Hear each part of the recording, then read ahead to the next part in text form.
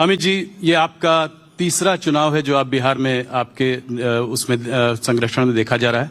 तो 2015 में जो है आप दूसरी तरफ थे, ये नीतीश जी और लालू साथ में थे, आपकी हार हुई थी। उसके बाद 2020 में आपकी जीत हुई। इस बार इस चुनाव में आप क्या देख रहे हैं? क्या आंकड़ा दीजिए कि कितनी सीटें आएंगी आप एनडीए के लिए? देखिए, आंकड़ा देना तो बहुत दिक्कत होती है, परंतु मैं आपके चैनल के माध्यम से देश भर के दर्शकों को इतना जरूर बताना चाहता हूं कि इस बार हम 2/3 बहुमत से ज्यादा सीटें जीतकर बिहार में सरकार बनाएंगे। मैं जब 2/3 बहुमत कह रहा हूं तब हम एनडीए की बात कर रहे हैं। एनडीए का गठबंधन 2/3 बहुमत से ज्यादा सीटें जीतकर मोदी जी और नीतीश जी के नेतृत्व में यहां सरकार बनाएगा। और मैं सारे देश के दर्शकों को यह भी बताने जा रहा हूं कि मैं जितना घूमा हूं बिहार में अभी, मैं स्पष्ट रूप से देख रहा हूं कि एक वेव एनडीए के पक्ष में है और हमारी सीटों के मार्जिन में भी अप्रत्याशित बढ़ोतरी इस बार होने वाली है। ये क्या वेव देख रहे हैं? किस चीज की वेव है ये? इतने सालों से नीतीश जी की सरकार यहां पे है, तो ये तो प्रो इनकम्बेंसी वाली बात हो गई। देखिए, सरकार कैसी चलती है इसके पर सरकार कितनी लंबी है चुनावी संभावनाओं को प्रभावित करता है। अगर आप सरकार अच्छे से चलाते हो तो स्ट्रेंथ और बढ़ती जाती है। मैं निश्चित रूप से कहना चाहता हूं कि ये 11 साल में जो डबल इंजन की सरकार चली और उसके पहले नीतीश कुमार जी और भाजपा सरकार चली, इसने बिहार के अंदर ढेर सारे परिवर्तन करे हैं जी। मैं सिर्फ 11 साल की बात करता हूं। लगभग बिहार में ही इस 11 साल में 8,52,00,000 गरीबों को प्रति माह प्रति व्यक्ति मुफ्त अनाज 5 किलो मिलता है। लगभग 87 लाख किसानों को सालाना 6,000 रुपया प्रधानमंत्री किसान योजना का मिलता है। इसके साथ साथ 44 लाख लोगों को घर मिल चुका है। 33 लाख और लोगों को घर आवंटित हुआ है। लगभग 3,53,00,000 आयुष्मान भारत का कार्ड, जिसमें 5 लाख रुपए तक का इलाज, हॉस्पिटलाइजेशन, ऑपरेशन, दवाइयां, सारे टेस्ट फ्री मिला है।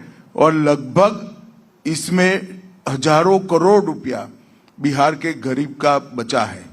जनधन योजना में 6,60,00,000 बैंक अकाउंट, जो कांग्रेस पार्टी 70 साल से नहीं खोल पाई थी, हर गरीब को बैंक अकाउंट हमने दिया है। 1,60,00,000 लोगों को पीने का पानी दिया है। 1,33,00,000 लोगों के घर में गैस का सिलेंडर पहुंचाया है। और इतने ही लोगों के घर में शौचालय बनाने का काम नरेंद्र मोदी जी के नेतृत्व में बिहार की भूमि पर हुआ है। मैं इस सब का योग बना लूं तो भी आप समझ सकते हैं कि कितना बड़ा वेव सृजित कर सकता है।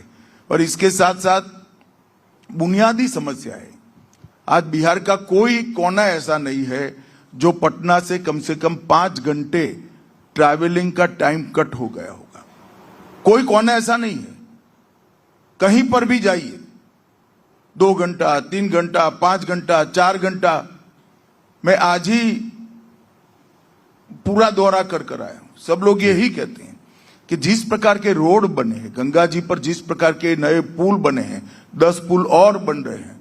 बिहार को रोड, रस्तों से, पुलों से जोड़ने का काम ये 11 साल में जबरदस्त अच्छे तरीके से हुआ। बिहार 2 एम्स मिले हैं, एक दरभंगा में मिला, दूसरा पटने में है जी। 2 नए एयरपोर्ट मिले, दरभंगा हो चुका है, पूर्णिया होने जा रहा है, पटना में एक और नया एयरपोर्ट बन रहा है। तो बिहार को एक प्रकार से विकास के रास्ते पर, पटरी पर चढ़ाने का काम नरेंद्र मोदी जी और नीतीश कुमार जी के नेतृत्व में हुआ है। और नीतीश बाबू ने 11 साल के अंदर बिहार को पूर्णतया जंगल राज से मुक्ति दिलाने का काम किया। ये वही बिहार है 20 साल पहले जहां जघन्य हत्याकांड होते थे, नरसंहार होते थे, हत्याएं, फिरौती, अपहरण, लूट, इतने सारे किस्से हर रोज अखबारों ने छापना छोड़ दिया था। जब तक 5-6 लोगों का हत्या नहीं होता था अखबार छापता ही नहीं था, वरना रोज वही छापना पड़ता। इस प्रकार का माहौल बिहार में कर रखा था। इससे पूरी मुक्ति मिली है। व्यापार फिर से आया है, बरौनी का कारखाना बन चुका है, ढेर सारे इथेनॉल के प्लांट लगे हैं, पेट्रोलियम रिफाइनरी आ रही है, ढेर सारा काम यहाँ पर हो रहा है। 2/3 बहुमत 160 सीटों से ज्यादा, ये बहुत बड़ा नंबर है, बहुत बड़ा आंकड़ा है। अगर आप सरकार वापस बनाते हैं तो मुख्यमंत्री कौन बनेगा? देखिए, आप कंफ्यूजन फैलाने का प्रयास न करो। ये पूरा मामला कहां से शुरू होता है मैं कहता हूं। लालू जी की बहुत मन की इच्छा है कि इनके बेटे एक बार मुख्यमंत्री बन जाएं, और सोनिया जी की भी मन की इच्छा है कि उनका बेटा पीएम बन जाए। मैं आज दोनों को कहना चाहता हूं, बिहार में और दिल्ली में कहीं जगह खाली नहीं है। यहां नीतीश बाबू बैठे हैं, वहां मोदी जी बैठे हैं। आपके बेटों के लिए कहीं जगह खाली नहीं है, और हम नीतीश कुमार जी के नेतृत्व में ही चुनाव लड़ रहे हैं। कोई कंफ्यूजन एनडीए गठबंधन में नहीं। तो इसका मतलब वही चुनाव के बाद वही मुख्यमंत्री बनेंगे? मैंने बहुत स्पष्टता से कहा है कि हम उनके नेतृत्व में चुनाव लड़ रहे हैं। डिप्टी सीएम्स कौन बनेंगे? डिप्टी सीएम का जब चर्चा आएगा तब सबके साथ बैठकर नाम तय करेंगे। परिणाम एक बार आ जाए बैठेंगे। हमारे यहाँ इस तरह की झगड़े नहीं होते कि अंतिम दिन किसी को मनाने के लिए डिप्टी सीएम घोषणा करना पड़े, और जिस दिन घोषणा करे इस दिन बहुत बड़ा वोट बैंक नाराज हो जाए। और बहुत कहावतें भी इसके लिए चलने लगी है। परंतु भारतीय जनता पार्टी जो टीम, एनडीए जो टीम तय करेगी, वो टीम बिहार के विकास को समर्पित होगी, मजबूरी से नहीं तय करेगी। एक सवाल और पूछूंगा अमित जी आपसे। ऑपोजिशन भी बार बार इसको उठाता है, और वो है नीतीश जी की हेल्थ की कंसर्न्स, कि उनकी हेल्थ ठीक नहीं है, इस तरह की बातें वो बहुत जोरों से। आज कल भी तेजस्वी जी ने कुछ कहा कि चाचा जो है हमारे ठीक नहीं है। तो इसको आप कैसे देखते हैं? क्या आपको लगता है कि जिस तरह से वो इस तरह की बातें कर रहे हैं, क्या एक सिंपैथी फैक्टर भी इस चुनाव में दिखाई दे रहा है आपको नीतीश जी के फेवर में? देखिए, जहां तक हेल्थ का सवाल है, नीतीश जी मेरे हिसाब से, मेरी जानकारी के हिसाब से रोज 4 सभा कर रहे हैं, सबके बीच में जा रहे हैं। 4 सभा करती है तो मैं भी करता हूँ। 3 मंजिला ऊपर चढ़ना पड़ता है, उतरना पड़ता है जी, और कम से कम 2.5 किलोमीटर 3 किलोमीटर चलोगे तब 4 सभा कर पाओगे। कहाँ हेल्थ का सवाल है? और लालू राबड़ी के हर सवाल का जवाब नीतीश जी दे रहे हैं, परंतु वो भ्रांति खड़ी कर एक छवि खड़ी कर इससे बाहर निकलना चाहते हैं। महागठबंधन में सीट शेयरिंग को लेकर काफी दिनों तक जो है लड़ाई झगड़ा चलता रहा। बहुत देर बाद वो लोग जाकर किसी कंक्लूजन पर आ पाए। उसके बाद जो है ओवैसी जी ने कहा कि जो है 2% वाला डिप्टी सीएम बनेगा, 12% वाला सीएम, और जो 18% वाला है वो दरी बिछाएगा। तो क्या इसको आप कैसे इसको देखते हैं इनके? नहीं, मैं तो बहुत बारीकी से देख रहा हूं विगत 5 महीनों से। इनके गठबंधन के अंदर कोई मनमेल नहीं है, मजबूरी से बना हुआ गठबंधन है। कोई रूट कर 2 महीने तक आता नहीं है, विदेश चला जाता है। कोई रूट कर प्रेस कॉन्फ्रेंस ज्वाइन करने की ना बोलता है तो उसको डिप्टी सीएम का झुनझुना पकड़ा देते हैं।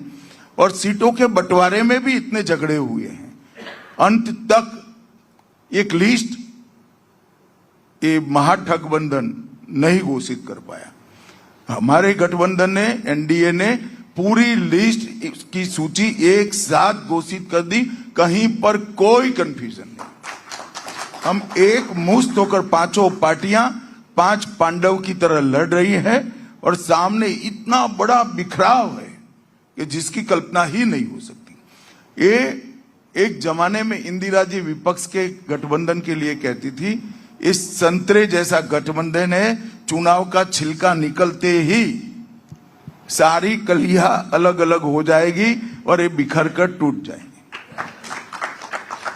आज आपने भी दरभंगा में पीएफआई की बात करी, और आपने कहा कि जो है लालू जी जो है नहीं चाहते हैं कि इनको अरेस्ट किया जाए, इनको जो है बैन किया जाए, तो क्या ये जैसे जैसे चुनाव पास आता है तो क्या इसकी वजह से ये पोलराइजेशन की ओर बढ़ रहा है? नहीं, पोलराइजेशन क्या है?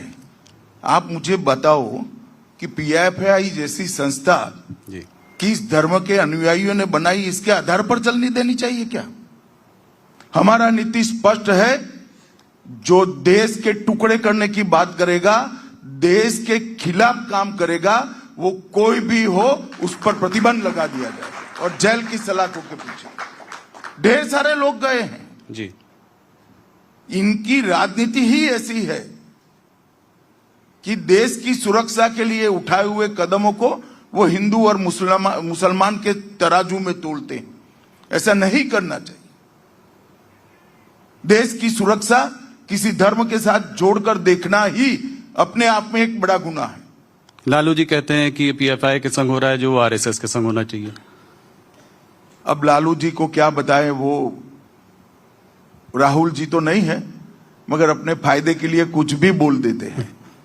वो राजनीतिक स्कोर करने के लिए ऐसा बोलते हैं, उनकी वोट बैंक को एड्रेस करने के लिए बोलता है। उनको भी मालूम है आरएसएस क्या है और पीएफआई क्या है।